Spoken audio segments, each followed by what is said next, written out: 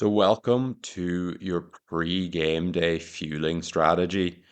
So, I'm going to go through exactly how we're going to fuel up your glycogen stores, which is going to be the main focus of any pre-performance fueling.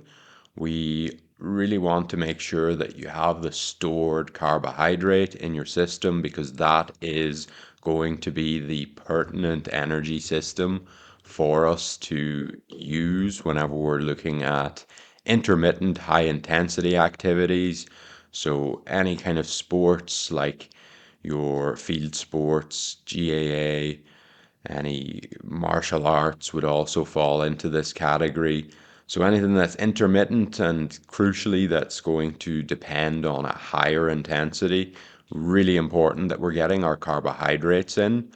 And as you'll see, the range for fueling your glycogen is actually somewhere between like 3 to 8 grams per kilogram of body weight in the day leading up. Now, higher amounts towards that 8 gram mark is more so for your long distance endurance events, the likes of your marathons, ultras, those kind of things, where we're having activity that's over and beyond our 90 minutes of activity.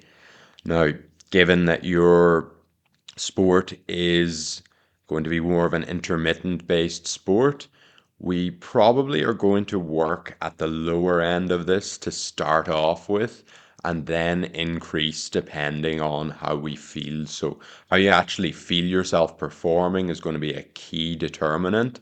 And while I'm going to give you some recommendations here as well, it's very important that we try and listen to our body and take this not as the black or white answer, but this is rather going to be a framework for us to run some experiments and then see based off how our body actually performs, how are we going to adjust because it's also quite a stress on your stomach. If you're going up to like 8 grams per kilogram, that's a massive amount of food, a massive amount of sugar to be trying to digest and absorb. So, what we really want to do is we want to get you at a level where, because your body can actually be trained to absorb certain types of food. So we want to try and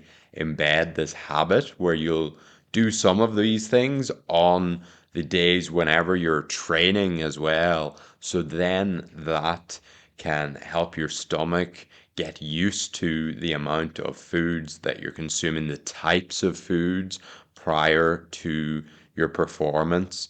And ideally, you'll have rehearsed eating similar types of foods before your intense trainings as what you do before your game. And that is going to ultimately lead to your system being able to handle those foods a lot better. So, as we see, this sweet spot has got some like individual variation. Of course, every person will have their own unique tolerances to certain foods, preferences, even personally. And for some people, one thing may work, and for others, maybe that's the thing that's going to give them some GI distress and digestive discomfort. So take that major caveat for all of this, but in essence, what we're going to do is we're going to be looking at your night before as a crucial time to get a large feeding because, of course, if you can then digest that overnight, it's going to help you, especially during sleep, to partition some of those nutrients to be able to absorb and distribute that sugar, those carbs into your muscles and liver where it's stored as glycogen, which is going to fuel your performance. So the night before, and I've based this off a 100 kilo athlete. So aiming to get a large feeding here around 2 to 300. So overall, what I would recommend to start off, taking it that you are a roughly 100 kilo athlete I am going to be recommending that we start off on the lower end of that really increased carb cycle of 4 grams per kilo of body weight. So that would give us, we want to be roughly around 400 plus grams. As I say, this is approximates to we're trying to get ourselves in that ballpark. As long as we're like over there, it doesn't matter if we're, 50, 60 grams over. We would rather not be under in the terms of fueling for performance. So that's ballpark. We're going to aim to get a big lion's share of this the night before. So 200 to 300 grams that we're going to get through this sample meal I'm going to show you. This is also a structure that you can follow, and please try and iterate. Find what do you enjoy. Let's try and make some meals that are based off this as a template, but not the be all end all. You should be definitely trying to get some variation across your week too, but this would be maybe how I would suggest to get there. So, your main plate, we're going to start off cooked white rice or jasmine rice. I love whenever actually I was trying to bulk using jasmine rice. You can just eat so much of it in one sitting and seemingly never be full. It is the opposite of whenever you're in a deficit and you want to really have something that's very filling and high in fiber and all of that. But in this context, if we want to get sugar absorbed, we want to be able to take in the appropriate amount of fuel. That's like the building blocks that we're going to have our engine running off. So we need to get the materials in. So 300 grams of cooked white or jasmine rice, that's going to give us a 90 grams of carbohydrate. And look at this, could be couscous. This could be, I think potatoes are an option, but they're generally, I would stay away from these kind of starchy carbs because they do have a little bit more of a satiety effect. You can get a little bit more bloated with them, but also this is an individual thing. If you've been eating potatoes all of your life, as us Irish often do, then maybe it's no problem and you can whack out 90 grams of carbs through potatoes, no problem, and it won't inhibit your ability to eat even more carbs later. But keeping the protein option quite lean, we want to actually encourage that it's a lower fat, and the reason being is that the fat, dietary fat, will really slow down that digestive process, and it's also going to maybe lead to a bit of bloating as well. So this is the pattern that we'll see, is that fat and fiber are both, while great options and nutritious macros that are vital for our health, and for sure we want to be getting adequate amounts for good hormonal health, and whenever we're in a general deficit and whatnot, this is a scenario whenever we're looking for performance that we want to actually have a little bit lower fat and moderate protein, keeping crucially to more lean cuts. So look at this, could be any kind of a lean protein, doesn't necessarily have to be chicken. Indeed, if you are, looking for a veggie option, a lot of the higher protein veggie options like tofu and whatnot will also have quite a bit of carbs. So that can be a useful thing. It's obviously just a little bit harder to get that protein in with those sources. But small drizzle of olive oil can be used, and some low-fat tomato sauce for a little bit of flavor. I would definitely, because we're not weight cutting or we're not actually actively trying to care about manipulating our weight in this example, I would encourage, yeah, you can add some salt, some spices, whatever you like to flavor the meal. So this should give us a total of 110 grams of carbs for this. Then, as an add-on post, we could get 200 grams of cooked pasta. You can go for any kind of, ideally, a more white pasta or something that's not with the husk as well. So that will help it to absorb quicker. And then I would be looking into maybe having that pasta sauce as well to make this just a little bit more flavorful so that you can whack down. That will then give you, of course, another 60 grams. We're nearly at 200 then. Then maybe before bed, I would be going for some kind of dessert. This banana and jam sandwich is a great option. I would go with white bread as well, just to enable us to be able to digest and absorb it quicker. Bit of jam and honey. I would chop a banana and throw that in as the filling. Because we have a night to absorb and assimilate, it wouldn't be the worst thing in the world if you do want to include some nut butter, as you see here, because perhaps you're also looking for a deficit. I would watch out for obviously including large amounts of the nut butter, so try and keep it to a thumb-sized portion if you can on that one. Then game day, we've slept, we've woken up. Now we are going to fill the tank, ideally 3, 4 hours if you can, away from the game. I know it's not always possible, depending on what time the throw in is or the kickoff. So we're going to fill the tank here. We should aim for another 100 to 150 grams of carbs here. Ideally, we can actually use some complex carbs here that's not super fibrous, but we can definitely get something that's a little bit more slower releasing here further out from the game. So what I would suggest, sample meal, a porridge bowl, 100 grams of rolled oats will be a great job. You have bananas, you can throw berries, handful of raisins, and top it with 20 grams of honey. That's going to be great. That's going to add you 130 grams of carbs. Brilliant. If you want to make it even more, you can optionally add in a glass of orange juice.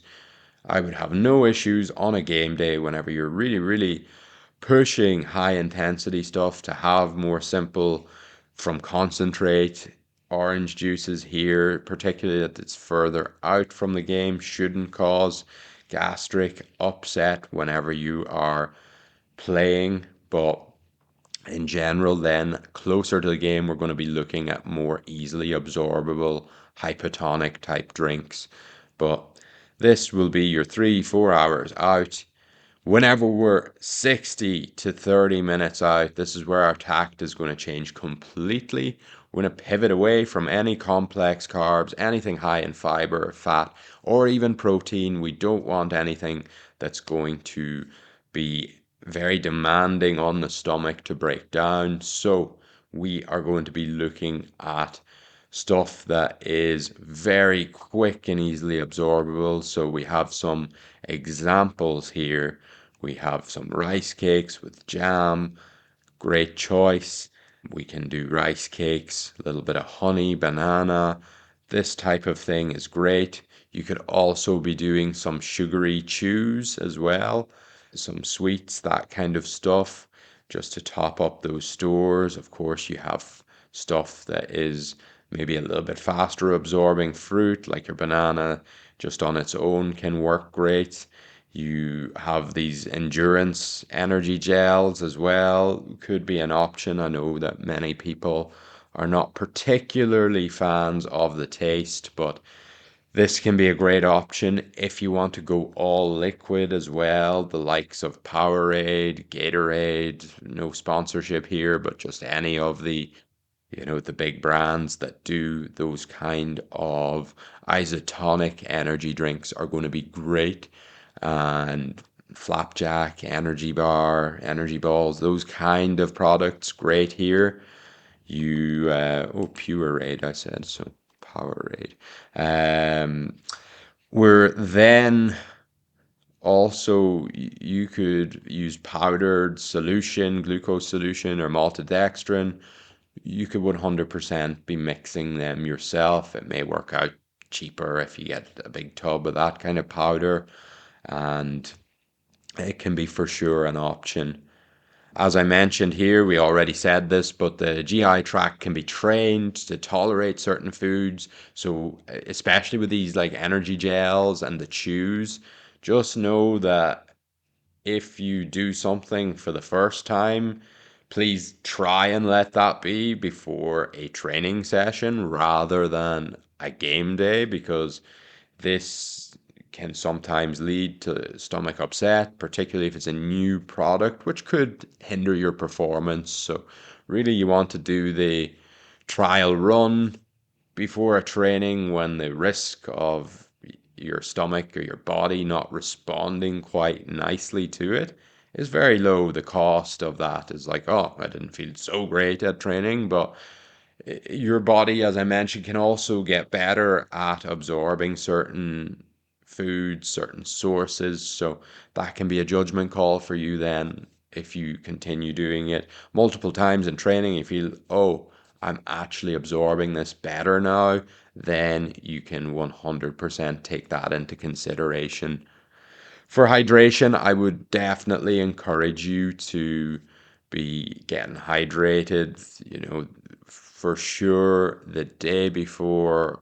Always really try be sipping, I believe it's 75 mils for every kilo of your body weight. Sorry, it's 35 mils. 35 mils for every kilo of your body weight. And yeah, that's kind of like what your daily fluid intake should be. So we're going to be looking in and around that level. And then also, whenever you are performing, we want to be getting that hydration into prior. You can look into the likes of a electrolyte supplement, perhaps some magnesium could be a good idea to help your muscle function, particularly if you're doing any activities in warmer weather. That would be very useful and indicated for you. But then, yeah, once you're in the actual performance itself, we're going to be looking at getting your fluid on board during the game whenever you can, depending on obviously your own individual sweat rates. You might look into having some of these hypotonic this time, so there's more dilute. You might look into having some of this so that you can quickly onboard a little bit more. It'll just have some more electrolytes and whatnot to help you to absorb that. So as a rule of thumb, we're going for around about 400 mils to 800 mils per hour. We would ideally be looking at that as like 200 mils to 400 mils every, probably 200 mils every 15 minutes is going to be a good level for us to come to. We will try and drink in this kind of like sipping way just to prevent bloating, and also it can give you a stitch as well if you take on board too much and then you're doing the high intensity activity, killing the game and performing well, as I'm sure you will be. But yeah, the golden rule is if you feel like you've started running low on energy, or if you're feeling thirsty in the match, you probably left this stuff too late. We needed to get a little bit more, a little bit earlier. Try not to get wound up about that. If it does happen in the game, we're all fallible humans. So just try and obviously take on board as much as you can these things. And if you feel that you're getting thirsty or you're feeling that energy is running low, really prioritize getting some sugar and hydration into your system. So yeah, we have the water boy here. Definitely, he knows that's what GA players need. So fueling after your performance. So once you've done it, we're just going to look to onboard some protein. Ideally, we would have something like chocolate milk. I know that this is the brand in Ireland, Muju. It's great. Lots of simple sugars, which also help because it gives you the insulin effect, and insulin's a transporter hormone. It's going to help to get that protein shuttled into the muscles to enhance your recovery. So this is a great recovery drink. And following on from that, we're looking at just having those carbohydrates into the system, as we said, following the game. And then from there, just your standard recovery nutrition is going to come into play. Let's try and get a balanced meal after that's going to serve all of your nutritional needs, ideally with a good serving of protein. I would still be keeping, maybe you get this in the immediate aftermath to replenish. This will have roughly around about 28 grams of protein, I do believe, but we're going to look to then, even in our next meal, have a higher protein as well, maybe another 40 grams within the serving. So that's going to help us to straight away get to work on recovery. So I hope that you found this useful. Please let me know if you have any questions. And this was your fueling strategy for game days and a little bit about your recovery. So happy training, happy playing, and I hope that this information serves you well.